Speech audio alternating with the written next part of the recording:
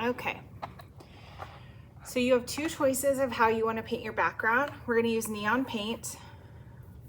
And the first choice is to kind of make a big circle. So I'm going to start with yellow. And I'm not particularly starting in the middle of my page. Kind of to the side. And now I'm going to move to my next color, which I'm going to do orange.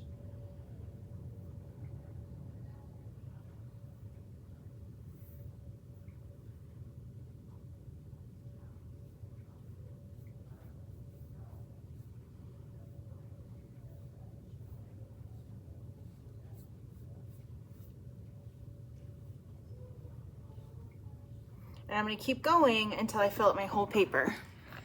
So here's that one finished. If I'm going to kind of do like circles, or you could just go straight across. But if you're going to go straight across, you really need to blend in your colors. So I started with yellow and then I overlapped some of my orange onto my yellow. Now I have orange. I'm going to go to pink.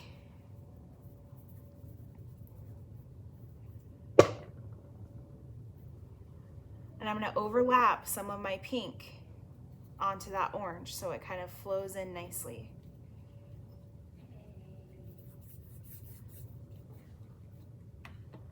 And do a little bit extra pink, and then I'm going to do a little bit of purple.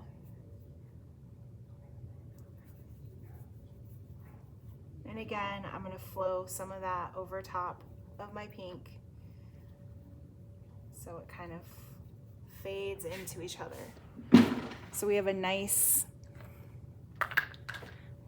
gradual fade or circle.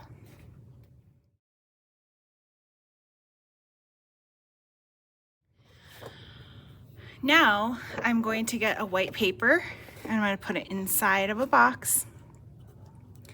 I'm going to get a marble and it's going to go inside my black paint. And I'm also going to get a spoon. So I'm going to move that marble all around till it's full of black paint. Then I'm going to scoop it out with my spoon and put it on top. And now I'm going to roll my marble all around my paper.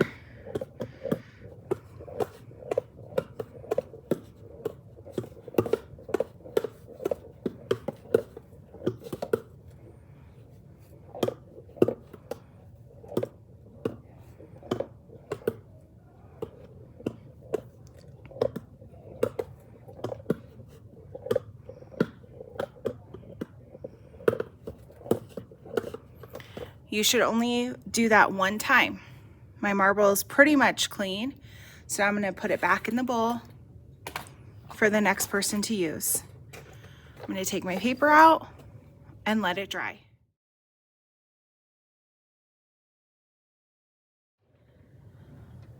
Now that my paint has dried on here, I have two choices. If I want really straight trees, I could flip it over and I could line up a ruler, draw a line, and then cut on the line. Or you can just cut your own trees. Just make sure that you're going in portrait style, so nice and tall, because we want them to be tall onto our other paper. So I'm just kind of cutting them.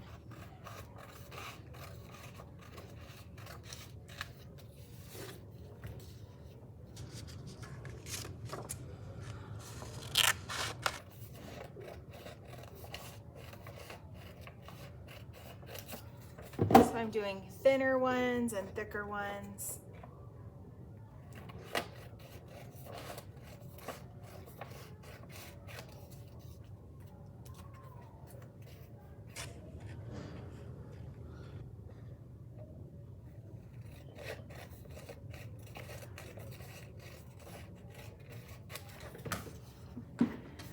So you can see that my trees are not perfectly straight, but I don't have any jagged edges. So it's nice and smooth regardless.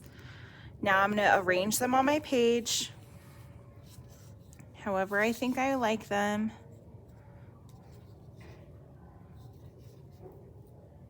However many you want to do. You don't want to do too many. This is probably a good amount for me. I might do one more, and then you're going to glue them on. Make sure they're lined up at the bottom.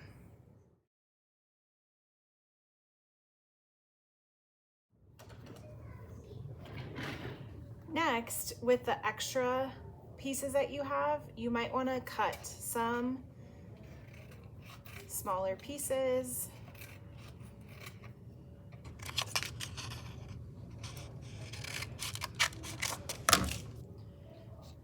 And add them in as tree branches. So that's up to you if that's what you want to do. Again, you're going to use these papers, or this extra paper,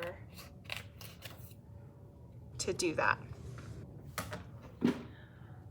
I even cut some really tiny ones for smaller branches off of those.